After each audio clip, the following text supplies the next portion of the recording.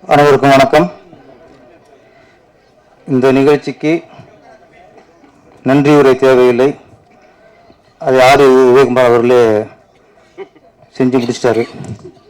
எல்லாருக்கும் நன்றி சொல்லிட்டாரு. அதில் இந்த குழு வந்து அந்த பகுதியை விட்டுருங்க. அப்படியே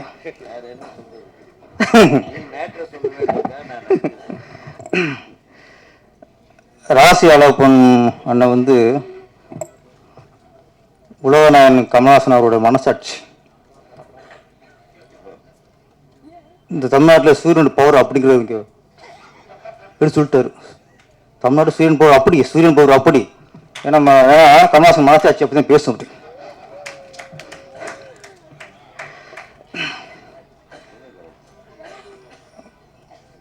மங்களநாதன் குருக்கள் அவர்கள் இந்த நிகழ்ச்சிக்கு நான் உதயகுமார் அவர்கள்லாம் அதுக்கு அவர் ஒரு முக்கிய காரணம். ஒரு விஷயத்தை நம்ம சொல்லி ஆகணும். மங்களநாதன் குருக்கள் அவர்கள் இதுவரைக்கும் என்னை பொறுத்த வரைக்கும் ஒரு 1000 படத்துக்கு பூஜை போட்டிருப்பார். ஒவ்வொரு பட பூஜையிலையும் அந்த படம் வெற்றி அடைய வேண்டும், அந்த பட இயக்குனர் வெற்றி அடைய வேண்டும், அந்த பட குடிசிற்கு லாபம் வர வேண்டும் என்று அத்தனை படங்களுக்கும் மனப்பூர்வமாக சாமியை வேண்டி பூஜை பெறுவார். இன்னைக்கு அவர் பையன் இந்த படத்தில் ஒரு கதாநாயகனா நடிச்சிருக்கிறார். அப்போ அவரோட இத்தனை இயக்குநர்களை வாழ்த்தணும், இத்தனை ஹீரோக்களை வாழ்த்தணும், இத்தனை கதாநாயகிகளை வாழ்த்தணும். இன்னைக்கு நம்ம பையனை வாழ்த்துறதுக்கு ஆள் வர வேண்டும் என்று அந்த எண்ணம், அந்த எண்ணத்துக்கு தான் இத்தனை கூட்டம், இத்தனை ஒரு விஐபிகள்.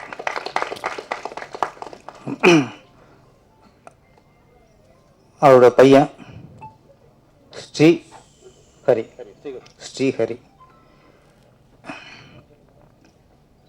அவர் வந்து அறிமுகப்படுத்தி சில வார்த்தை பேசணும்னு சொன்னார். அவர் பேசுனது மழலை. ஓகேயா, மழலை. இவரை ஹீரோவாக வச்சு படம் எடுக்கிற அந்த நல்ல எண்ணம், உயர்ந்த உள்ளம் எல்லா இயக்குனருக்கும் வந்திருக்கிறாரு. அது ரிஸ்க்கு சரியாக வருமா அவர் பயப்படுவாங்க. ஆனால் ஒரு நல்ல எண்ணம் உள்ளனால தான் ஏஎல் ராஜா அவர் வந்து அவரை கதாநாயகனாக ஆக்கியிருக்கிறாரு. அவருக்கு பேச்சு வரணுங்கிறதுலாம் அவசியம் இல்லை, நம்ம பேசணும் அவசியம் இல்லை. மக்கள் நம்மளை பற்றி பேசணும். ஆனால் ஸ்ரீஹரி அவர்கள் அவர் பேசுகிறாரு இல்லையோ, மக்கள் அவரை பற்றி பேசணும். அந்த காலம் வரும், அதுக்கான வெற்றி அந்த படம் தரும். 80களில் சுதா சந்திரன் அப்படின்னு ஒரு கதாநாயகி கேள்விப்பட்டிருப்பீங்க. அவங்க ஒரு விபத்தில் ஒரு கால் போயிடுச்சு, கால் இல்லை போயிடுச்சு. அவங்க அதுக்கப்புறம் கட்டக்கால் வச்சு வாழ்ந்தாங்க. ஆமாம், அவருடைய முதல் படம் மயூரி. ஒரு கால் இல்லை, ஆனால் அந்த படத்தில் அவங்க பரதநாட்டிய கேரக்டர், பரதநாட்டிய நடிப்பாங்க. அப்போ ஒரு கால் இல்லாத ஒரு கதாநாயகியை பரதநாட்டியம் ஆட வச்சு ஒரு இயக்குனர் இயக்கியிருக்காருன்னா எவ்வளவு கட்சி, எவ்வளவு துணிச்சல், எவ்வளவு நம்பிக்கை. அந்த நம்பிக்கை ஏஎல் ராஜாவுக்கு இருக்கு. இங்கே நான் சரி, இங்கே வந்து ஊனம் வரசனம், ஊனம்ங்கிறது எவனுக்கு மனசு சரியில்லையோ, எவனுக்கு மனசுல குறைபாடு இருக்கோ அவன்தான் ஊனமான மனிதன். மனசுல நல்ல மனசு உள்ளவன், எந்த கால் இருக்கோ கையில் இருக்கோ நல்ல மனசு இருந்தால் அவன் நிறைவான மனிதன். இவ்வளவுதான். என்னை பொறுத்த வரைக்கும் ஏஎல் ராஜாவோட துணிச்சலை நான் பாராட்டேன். அப்புறம் இந்த படத்தில் ராசியால் சொன்னார், திராவிட சித்தாந்தம் கிட்ட இருக்கு, அதனால இந்த பாட்டெல்லாம் ஜாதி பாட்டெல்லாம் போட்டிருக்காரு அப்படின்னா. அவர் திராவிட சித்தாந்தம் இல்லை, மனித சித்தாந்தம் இருக்கு. திராவிட சித்தாந்தம் இருந்தால் ஒரு குருக்களோட பையனெல்லாம் ஹீரோ ஆக்க மாட்டார். ஒரு குருக்களோட மந்திரம் ஒரு குருக்களோட பையனை ஹீரோ ஆக்கியிருக்காருன்னா அது மனித சித்தாந்தம், அது நம்பிக்கை சித்தாந்தம், அது சம தர்மம், அது சமூக நீதி. இது இதுக்கும் மற்றதுக்கும் சம்பந்தம் இல்லை. வாழ்த்துக்கள். ஆதித்யகுமார் அவர்கள் வந்து கரெக்டாக ஏழராஜா பாராட்டினார். நம்ம படங்களில் வந்து நம்ம சமூக அக்கறை காட்டணும், நம்ம படங்களை வந்து சமூக நீதியை சொல்லணும், நம்ம திரைப்படங்கள் வாயிலாக சம தர்மத்தை சொல்லணும், நல்ல விஷயங்கள் மக்களுக்கு சொல்லணும். அவன்தான் உண்மையான கலைஞன், சமூகத்து மீது அக்கறை உள்ள கலைஞன். படம் ஓடினா போதும், இப்படி ஒரு பண்ணி எடுத்துப்பட்டு ஒரு பாட்டு கிட்டு வச்சு படம் ஹிட்டான போதும் வசூல் தான் போதும்னா அது வந்து கலைஞன், அது வியாபாரி. நல்ல கலைஞர்னா நல்ல விஷயங்கள் சொல்லணும். ஆனால் அந்த ஜாதி கேட்குறான் ஜாதி கேட்குறான் பாடல் ஒவ்வொரு வரிகளும் சூப்பர். அது ஒரு மனுஷனை மதிக்கணும், ஜாதியை தூக்கி போட்டு மிதிக்கணும். ஒரு எளிமையான வரி, ஆனால் ஜாதியை தூக்கி போட்டு மிதிக்கணுங்கிறதுல அந்த ஒரு அழுத்தம், அந்த ஒரு கோபம் எல்லாம் இந்த வரிகள் இருந்துச்சு. இன்னைக்கு ஜாதி ஜாதி ஜாதியை ஒழிக்கிறதுக்கு ஒரு ஐடியா சொல்லுங்கன்னா ஒரு அறிக்கை கொண்டு வராங்க, ஜாதி ஒழிக்கிறதுக்கு, இந்து மதி அழிக்கிறதுக்கு. ஜாதியில் படத்தில் நம்ம தான். இன்னொரு படத்தில் பெரியார்லாம் கட்டினார், நல்ல விஷயம். கலைஞரை கட்டினார், எம்ஜிஆரை கட்டினார். ஆனால் ஒரு பெரியாரோட தாக்கம் அவர்கிட்ட இருக்குங்கிறது புரிஞ்சுக்க முடியாது. நம்ம நாட்டில் என்ன பண்ணுறோம், பெரியார் மாதிரி ஒரு சமூக சீர்திருத்த ஆள் இல்லை. சமூக சீர்திருத்தம், ஒரு பகுத்தறிவாளன், மூட நம்பிக்கை எதிரானவர் பெரியார். ஆனால் இன்னைக்கு காலம் இன்னைக்கு என்ன சொல்கிறான், பெரியார் வந்து எல்லாத்தையும் தூக்கிவிட்டு அவர் நாத்திகன் ஆக்கிட்டான். சாமி இல்லைன்னு சொல்றாரு, அவர் தான் பெரியார்னா அவர் சாமி இல்லைன்னு சொல்றவர், கடவுளை கும்புற முட்டான்னு சொல்றவர், அவர் இந்து மதத்துக்கு எதிரானவர். எது உங்க சுயநலத்துக்கும் உங்க கொள்கைக்கும் உங்க கோட்பாட்டுக்கும் ஏன் பெரியார் இங்க அடக்கிட்டாங்க? பெரியார் ஒரு சமூகத்தில் மிகச்சிறந்த ஒரு சீர்திருத்தவாதி, பெண்ணடிமைக்கு எதிரானவர், ஜாதி வேணாம்னு சொன்னவர், ஜாதியை டோட்டலா அடிக்கணும் குரல் கொடுத்தவர், அதுக்காக வாழ்ந்தவர். ஒரே கேள்விதான், பெரியார் இருக்கும்போது ஜாதி இருந்தது, ஜாதி அமைப்பு இருந்ததா? பெரியார் இருக்கும்போது ஜாதி இருந்தது, ஜாதி சங்கம் இருந்ததா? பெரியார் இருக்கும்போது ஜாதி இருந்தது, ஜாதி கட்சி இருந்ததா? பெரியார் இருக்கும்போது ஜாதி இருந்தது, ஜாதிக்கு ஒரு தலைவன் இருந்தானா? அப்ப பெரியார் ஜாதியை ஒழிச்சிட்டாரு சொல்லிட்டு நீங்க ஜாதி வளர்த்துட்டிய.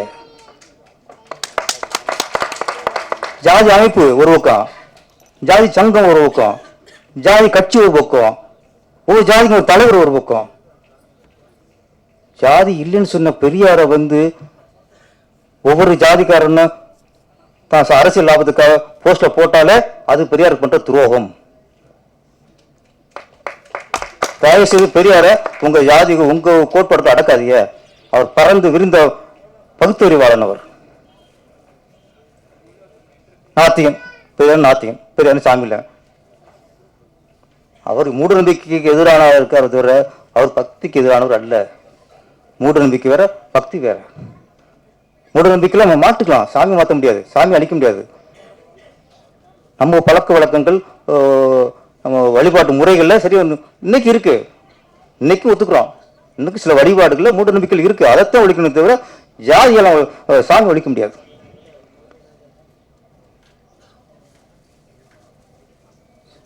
ஜாதி நம்ம மாணவருக்கு ஜாதி இருக்கக்கூடாதுன்னு சொல்லிட்டு வரோம்.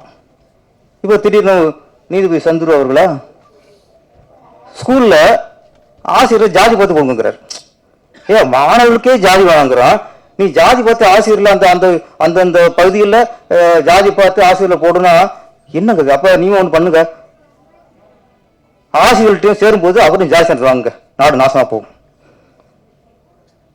மாணவர்கிட்ட ஜாதி சென்டர் வாங்குறதே கேடு.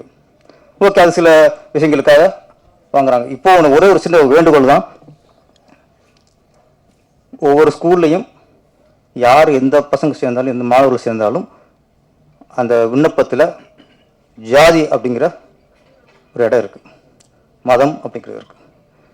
பொதுவாக விண்ணப்பம், பேர், அப்பா, முகவரி, எந்த நாடு, மதம், ஜாதி இதெல்லாம் வரும். ஜாதி தூக்குங்கிறேன், ஜாதி சென்டர் ஜாதி தூக்குங்க. யாருக்கு ஜாதி தேவைப்படுதோ யாருக்கு ஜாதியை வைத்து சலுகைகள் தேவைப்படுதோ அவர்கள் மட்டும் தனிப்பட்ட முறையில் ஜாதி சான்றிதழ் கொடுத்து நீங்க சலுகை வாங்கிக்கிறீங்க. முடிச்சல. நான் எனக்கு என் பிள்ளைங்க ஜாதி தேவைன்னா நான் விண்ணப்பத்தில் பூர்த்தி பண்ண மாட்டேன். அப்ப எவன் ஜாதி ஒழிக்க நினைக்கிறானோ அவனுக்கு அந்த ஜாதி சான்றிதழ் அந்த விண்ணப்பத்தில் ஜாதி பெற நிரப்பாதீங்க. யாருக்கு ஜாதி ஜாதி அடிப்படையில் சலுகைகள் பெறுவது குற்றம் இல்லை, அது ஒரு இது இல்லை. பொருளாதார ரீதியாக பின்தங்கி நிறைய பேர் இருக்காங்க. அப்போ யாருக்கு தேவையோ அவங்க தனியாக ஜாதி கொடுத்து அந்த சலுகைகளை பெற்றுக்கொள்ளட்டும். இலவச புக்கா பெற்றுக்கொள்ளட்டும், இலவச சீருடையா பெற்றுக்கொள்ளட்டும், தப்பே இல்லை. எல்லாத்தையும் ஜாதி கேட்காதீங்க. யாருக்கு ஜாதியோ அவங்க ஜாதி ஃபில் பண்ணிக்கட்டும்.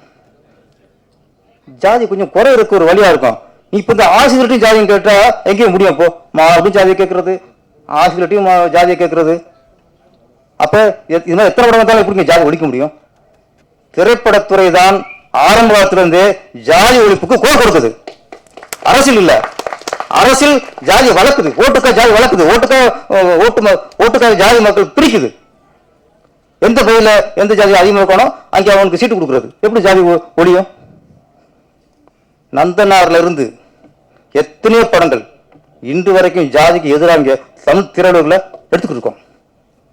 இந்த சூரியனும் சூரியகாந்தியும் ஜாதிக்கு எதிரான படம்.